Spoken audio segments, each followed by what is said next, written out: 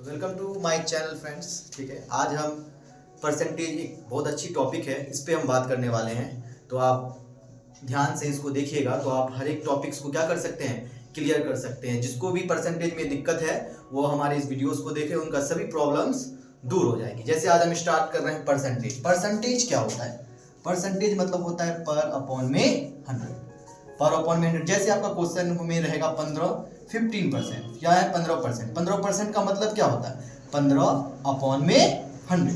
15% 15 upon में 100। उसी प्रकार अगर 20% लिखा हुआ कहीं पे, इसका मतलब क्या हुआ? 20 अपॉन में 100। यानी क्या सीखा है बेटा? परसेंटेज का मतलब क्या होता है? पर अपॉन में 100। जैसे 15% यानी 15 अपॉन में 100। 20% है 20 अपॉन में 100। अगर बात कर लेते हैं 30% तो क्या हो जाएगा? 30 अपॉन में 100। लेकिन बात यहाँ पे एक और है बेटा, हमको एक चीज और सीखना है। जैसे ये परसेंटेज है, ये परसेंटेज को जो हम इस रूप में लाए हैं, जैसे अगर हम बात करते हैं 12%, तो 12% को हम क्या लाए हैं? 12 अपॉन में परसेंटेज हटेगा तो बेटा क्या होता है?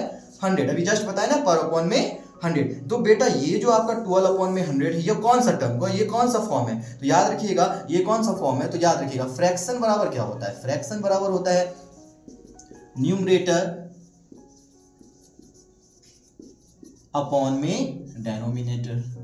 न्यूमरेटर अपॉन में डेनोमिनेटर, यानी इसको हिंदी में क्या कहते हैं? भिन्न बराबर अंश अपॉन में हर।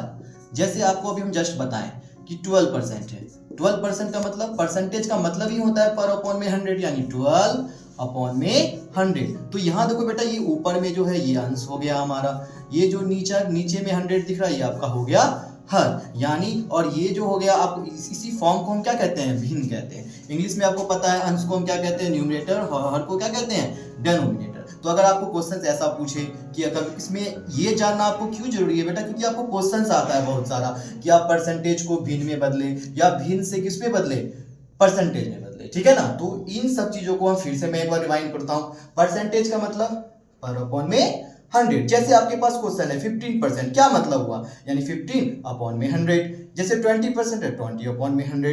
30% है 30 अपॉन में 100। 12% है 12% है 12 अपॉन में 100। लेकिन अब यहाँ पे एक बात बताएं, एक टर्म बताएं कि फ्रैक्शंस बराबर क्या होता है? न्यूमरेटर अपॉन में डेनोमिनेटर, यानी भिन्न बराबर क्या होता है? अंश अपॉन में हर। जैसे ये 12% का क्वेश्चन है तो इसको हम क्या किए? 12 अपॉन में 100 लाए। लेकिन ये जब हम परसेंटेज को जब हम 12 अपॉन में 100 किए तो किस टर्म पे आ गया? अंश अपॉन में हर के टर्म पे। तो इसी को तो बेटा हम क्या कहते हैं? भिन्न कहते हैं। यानी इसी को हम क्या कहते हैं? 12 अपॉन में 100 में है, मतलब ये ऊपर न्यूमरेटर है, ये हमारा डेनोमिनेटर है, और इसी को हम क्या कहते हैं? फ्रैक्शंस, यानी भिन्न कहते हैं। ठीक है ना?